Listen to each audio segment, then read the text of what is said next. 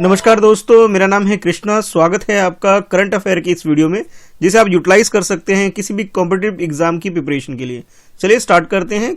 इसमें आपको question attempt करना है और कमेंट करके लास्ट में बताना है कि आप कितने क्वेश्चन के आंसर सही अटेम्प्ट कर रहे हैं। इस क्वेश्चन में आपसे गैस्ट्रोडिया एग्निकलस के बारे में पूछा जा रहा है क्वेश्चन, और आपसे ये बोला जा रहा है अभी रिसेंटली ये न्यूज़ में है। न्यूज़ में किस वजह से है ये आपको पता होना चाहिए, और उसके अकॉर्डिंग ही आपके पास ये 4 ऑप्शन है इसके न्यूज़ में होने की वजह से।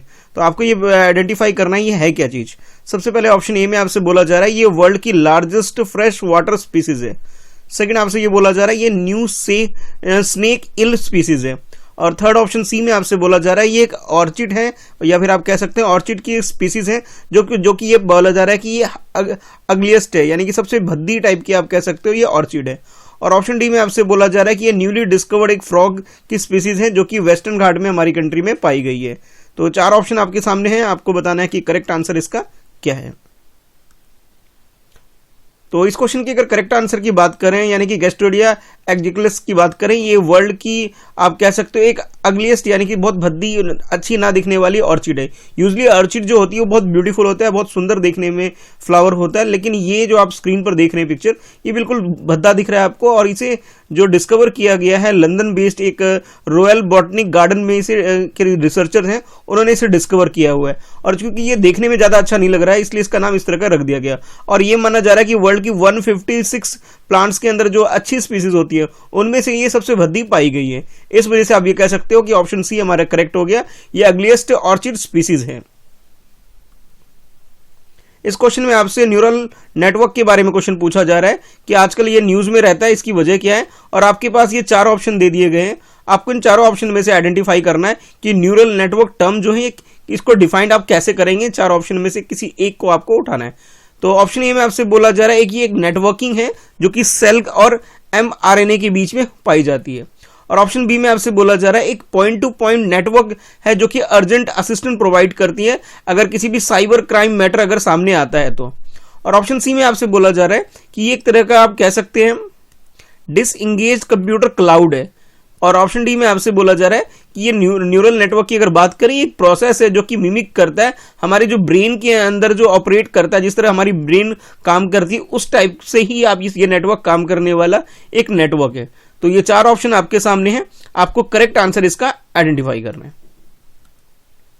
तो इस क्वेश्चन की अगर करेक्ट आंसर की बात करें तो करेक्ट आंसर इसका डी है, यानी कि जिस तरह से हमारे ब्रेन के अंदर न्यूरल की जो स्ट्रक्चर है उसी स्ट्रक्चर को ध्यान में रखते हुए आर्टिफिशियल इंटेलिजेंसी फील्ड के अंदर एक तरह से किस तरह से हमारे ब्रेन में काम करता है उसी चीज को फॉलो करते हुए आर्टिफिशियल इंटेलिजेंस के अंदर इस नेटवर्किंग चीज को इस्तेमाल किया जा रहा है। तो आप ये कह सकते हो कि हमारे यानी कि ह्यूमन बीइंग के अंदर जो ब्रेन जिस तरह से ऑपरेट करती है बिल्कुल उसी को मिमिक करके, उसी को कॉपी करके आर्टिफिशियल इंटेलिजेंस को यूज किया जा रहा है। तो आप ये कह सकते हो करेक्ट आंसर जो हो जाएगा हमारा डी हो जाएगा। एक तरह से ये एक सीरीज हो गई एक तरह से एल्गोरिदम का, जो कि आर्टिफिशियल इंटेलिजेंस के लिए एक रूट बन गया है कि किस तरह से ये काम करेगी। इस क्वेश्चन में आपसे नीलगिरी बायोस्फीयर रिजर्व के बारे में क्वेश्चन पूछा जा रहा है, और इस बायोस्फीयर को ध्यान में रखते हुए आपके सामने 3 स्टेटमेंट दे दिए गए हैं। इन तीनों स्टेटमेंट में से आपको आइडेंटिफाई करना है कि नीलगिरी बायोस्फीयर रिजर्व को ध्यान में रखते हुए कि करेक्ट स्टेटमेंट कौन सा है। और फिर आपसे बोला जा रहा है कि आपको आइडेंटिफाई करना है कि करेक्ट स्टेटमेंट कौन सा है। फर्स्ट स्टेटमेंट की बात करें, इसमें बोला जा रहा है कि नीलगिरी बायोस्फीयर रिजर्व जो है हमारी कंट्री के अंदर जो प्रोटेक्टेड फॉरेस्ट एरिया होता है ये सबसे लार्जेस्ट है, यानी कि हमारी कंट्री में जितने भी प्रोटेक्टेड फॉरेस्ट है उनमें से सबसे बड़ा जो प्रोटेक्टेड फॉरेस्ट है वो नीलगिरी बायोस्फीयर रिजर्व है। ये आपको फर्स्ट स्टेटमेंट में बता दिया गया। सेकंड स्टेटमेंट में आपसे बोला जा रहा है कि नीलगिरी की अगर बात करें ये हमारी कंट्री में इसकी लोकेशन की तो तमिलनाडु, कर्नाटका और केरला के अंदर एरिया कवर करता है ये बायोस्फीयर, यानी कि आपको इसकी ज्योग्राफिकल लोकेशन बता दी गई है। और ऑप्शन सी की बात करें, इसमें आपसे बोला जा रहा है कि सिंगूर प्लेटो जो के ऊपर जो एक तरह से कह सकते हैं एलिफेंट पॉपुलेशन जो ज्यादा हो रही है और उसको ये कनेक्ट करने का काम करता है ये वेस्टर्न घाट को और ईस्टर्न घाट को। यानी कि आप ये बोल सकते हो नीलगिरी बायोस्फीयर रिजर्व के अंदर जो एलिफेंट की पॉपुलेशन सस्टेन करती है, यानी कि जहां रहती है सिंगूर प्लेटू में, और वो जो सिंगूर प्लेटू है ये दोनों घाट को, यानी कि हम ये कह सकते हैं कि वेस्टर्न घाट को और ईस्टर्न घाट को दोनों को कनेक्ट करने का भी काम करती है। तो 3 स्टेटमेंट आपके सामने हो गए, आपको करेक्ट स्टेटमेंट चूज करना है। ऑप्शन ए में आपसे बोला जा रहा है कि जो सेकंड स्टेटमेंट है ये बिल्कुल करेक्ट है, यानी कि इसकी ज्योग्राफिकल लोकेशन आपको बिल्कुल सही दे रखी है। ऑप्शन बी की बात करें, इसमें आपसे बोला जा रहा है कि फर्स्ट स्टेटमेंट और सेकंड स्टेटमेंट ये दोनों स्टेटमेंट बिल्कुल करेक्ट है। और ऑप्शन सी में आपसे बोला जा रहा है कि first statement and third statement ये दोनों स्टेटमेंट बिल्कुल करेक्ट आपको दे दिए गए। और ऑप्शन डी में आपसे बोला जा रहा है कि तीनों ही स्टेटमेंट फर्स्ट, सेकंड और ये थर्ड तीनों ही स्टेटमेंट बिल्कुल करेक्ट है अगर बात करें नीलगिरी बायोस्फीयर रिजर्व की। तो करेक्ट आंसर आपके अकॉर्डिंग क्या है, क्वेश्चन अटेम्प्ट कर लीजिए। तो इस क्वेश्चन की अगर करेक्ट आंसर की बात करें तो आप ये इस मैप में आप समझ सकते हैं, ये वाला जो एरिया आपको दिख रहा है ये एक नीलगिरी बायोस्फीयर रिजर्व है। अगर अपने मैप में इंडिया के मैप में देखें तो ये जो एरिया आता है कुछ इस टाइप का, यहाँ पे जो लोकेशन है यहाँ पे आता है नीलगिरी बायोस्फीयर रिजर्व। यानी कि आप ये कह सकते हो कि केरला, यहाँ से ये केरला हो गया, कर्नाटका हो गया, यानी कि ये जो रीजन है, ठीक है, इस रीजन में ये बायोस्फीयर रिजर्व है। यानी कि आपको जो लोकेशन दे रखा है, लोकेशन के रिगार्डिंग में जो स्टेटमेंट दे रखा था ये बिल्कुल करेक्ट है। और बाकी जो अगर हम ये बात करें कि हमारी कंट्री यानी कि इंडिया के अंदर ये लार्जेस्ट प्रोटेक्टेड एरिया भी आप कह सकते हो, यानी कि ये दोनों भी स्टेटमेंट बिल्कुल करेक्ट हो गए। और इसी बायोस्फीयर रिजर्व के अंदर आप एक एलिफेंट का कॉरिडोर एक डिक्लेयर किया गया है, जो कि ये सिंग्यूर प्लेटू आप बोल सकते हैं उस जगह पर, और जो कि हमारे यहाँ ईस्टर्न घाट, यानी कि ये हमारा ईस्टर्न घाट हो गया और ये जो वेस्टर्न घाट हो गया, दोनों को कनेक्ट करने का काम करती है। अगर इंडिया के मैप में देखें तो ये ज़्यादा अच्छे से क्लियर हो जाएगा कि ईस्टर्न घाट और वेस्टर्न घाट की अगर बात करें, ये वाला जो एरिया होता है ये सारा का सारा जो एरिया आपको दिख रहा है, यानी कि वेस्ट बंगाल से लेकर के इधर केरला तक जो एरिया है ये तो हमारा ईस्टर्न घाट है। और इस वाले एरिया की बात करें, यानी कि आप ये बोल सकते हैं गुजरात से स्टार्ट करके केरला तमिलनाडु तक अगर जाए ये हमारा वेस्टर्न घाट होता है। तो बीच वाला जो एरिया, इस एरिया, ये दोनों एरिया को कनेक्ट करने का भी काम करता है। तो आप ये कह सकते हो तीनों ही स्टेटमेंट नीलगिरी बायोस्फीयर रिजर्व के बारे में बिल्कुल आपको करेक्ट दे दिए गए हैं और करेक्ट आंसर हमारा डी हो जाएगा। इस क्वेश्चन में आपसे सार्क के बारे में क्वेश्चन पूछा जा रहा है। सार्क जो कि शॉर्ट फॉर्म है, फुल फॉर्म की अगर बात करें south Asia association for regional cooperation, और इसके रिगार्डिंग में ये आपको कुछ कंट्री के नाम दे दिए गए। फर्स्ट आपके पास है Afghanistan, second Bhutan, third Myanmar, fourth Bangladesh and fifth है आपके पास श्रीलंका। इन पांचों कंट्री में से आपको आइडेंटिफाई ये करना है कि कौन सी कंट्री सार्क का मेंबर है, ठीक है। तो ऑप्शन ए के अकॉर्डिंग अगर बात करें तो इसमें जो आपको चार कंट्री दे रखी है, फर्स्ट, सेकंड, थर्ड, फोर्थ, ये चारों के चारों सार्क के मेंबर है एक्सेप्ट श्रीलंका। श्रीलंका को छोड़ दीजिए आप फिफ्थ नंबर पे, बाकी सारी की सारी जो कंट्री है वो सार्क की मेंबर है।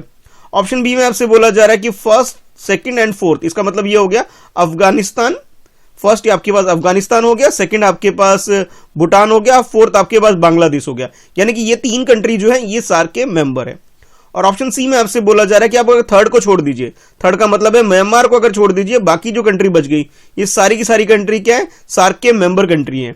और ऑप्शन डी में आपसे बोला जा रहा है कि पांचों ही कंट्री की अगर बात करें 1 2 3 4 5 अफगानिस्तान, भूटान, म्यांमार, बांग्लादेश, श्रीलंका, ये सारी की सारी कंट्री सार्क के मेंबर है। सार्क यानी कि regional cooperation south Asia region में जो बना हुआ है इसके बारे में बोला जा रहा है।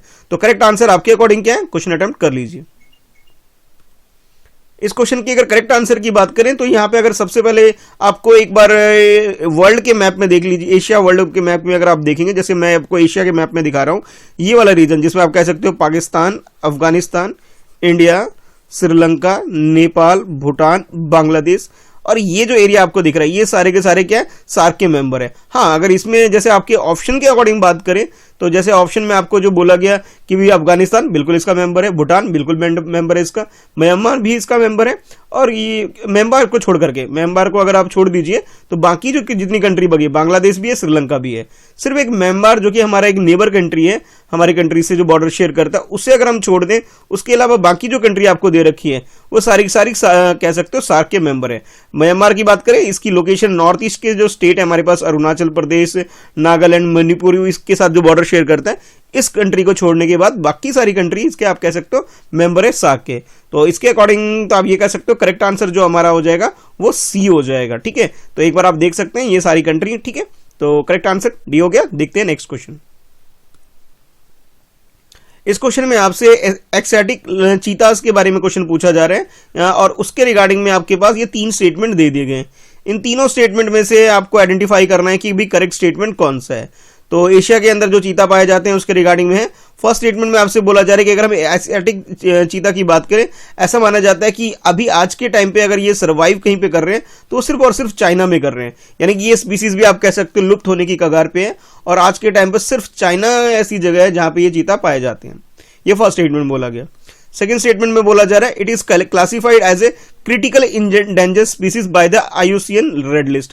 IUCN जो कि इंटरनेशनल लेवल पर एक ऑर्गेनाइजेशन है जो कि स्पीसीज वगैरह के रिगार्डिंग में एक लिस्ट तैयार करती है कि कौन सी स्पीसीज आज के टाइम पे अवेलेबल है, आज के टाइम पे हमारे प्लानिट पे है, कौन सी नहीं है जो कभी थी। तो उसके उनके होने के यानी कि उनकी पॉपुलेशन के बेसिस पे उनकी एक लिस्ट तैयार करती है। उस लिस्ट के अकॉर्डिंग ये बोला जा रहा है इसे रेड लिस्ट के अंदर डाला गया है और कैटेगरी रखी गई है क्रिटिकल इंडेंजर कैटेगरी। ये सेकंड स्टेटमेंट बोला जा रहा है। और थर्ड स्टेटमेंट की बात करें, इसमें आपसे बोला जा रहा है कि 1950 के बाद से हमारी कंट्री के अंदर भी, हमारी कंट्री में भी जो मैदानी एरिया है यानी कि ग्रासलैंड वगैरह है, उस पूरे रीजन से ये एशियाटिक चीता जो है एक तरह से गायब हो चुके हैं, आज के टाइम पे एक्सटिंक्ट हो चुके हैं, यानी कि लुप्त हो गए, आज के टाइम नहीं पाए जाते 1950 के बाद से। तो 3 स्टेटमेंट है आपके सामने, आपको करेक्ट स्टेटमेंट चूज करना है। ऑप्शन ए की बात करें जिसमें आपसे बोला जा रहा है कि फर्स्ट स्टेटमेंट और सेकंड स्टेटमेंट ये बिल्कुल करेक्ट है। ऑप्शन बी की बात करें, इसमें आपसे बोला जा रहा है कि फर्स्ट स्टेटमेंट और इसके अलावा जो थर्ड स्टेटमेंट है ये बिल्कुल करेक्ट है। और ऑप्शन सी में आपसे बोला जा रहा है कि second statement and third statement बिल्कुल करेक्ट है। और ऑप्शन डी में आपसे बोला जा रहा है ये तीनों ही स्टेटमेंट बिल्कुल करेक्ट है। तो करेक्ट आंसर आपके अकॉर्डिंग क्या है, क्वेश्चन अटेम्प्ट कर लीजिए। तो अगर एशियाटिक चीता की बात करें तो ये पिक्चर पे आप देख सकते हैं स्पीसीज कैसे दिखती हैं। हाँ, आज के टाइम पे ये एक तरह से कह सकते हो एक्सटिंक्ट हो चुकी है, लगभग ना के बराबर है, बहुत ऐसी कम जगह है जहां पे ये स्पीसीज पाई जाती है। तो फर्स्ट स्टेटमेंट में जो आपको बोला गया कि ये चाइना के अंदर ये आज के टाइम पर है, ये चाइना के अंदर नहीं है, बल्कि अब ये जो पाई जाती है सिर्फ और सिर्फ ईरान के अंदर पाई जाती है। तो फर्स्ट स्टेटमेंट बिल्कुल गलत हो गया हमारा। बाकी जो दोनों स्टेटमेंट हैं, यानी कि सेकंड स्टेटमेंट में जो इसका एक प्रोविजन रखा गया कि IUCN ने इसे डाला गया कि रेड लिस्ट के अंदर, ये बात बिल्कुल करेक्ट है। रेड लिस्ट के अंदर कह सकते हैं इंडेंजर कैटेगरी के अंदर इस स्पीसीज को डाला गया है। तो सेकंड स्टेटमेंट करेक्ट है। हमारी कंट्री की बात करें तो 1950 के बाद से हमारी कंट्री में इसे नहीं देखा गया और बाद में 1952 में इसे ये डिक्लेयर कर दिया कि हमारी कंट्री के अंदर ये एक्सटिंक्ट कैटेगरी डिक्लेयर हो गई है, यानी कि अब ये स्पीसीज हमारी कंट्री के अंदर नहीं है। तो करेक्ट आंसर जो हो जाएगा हमारा सी हो जाएगा, second and third statement correct होने की वजह से।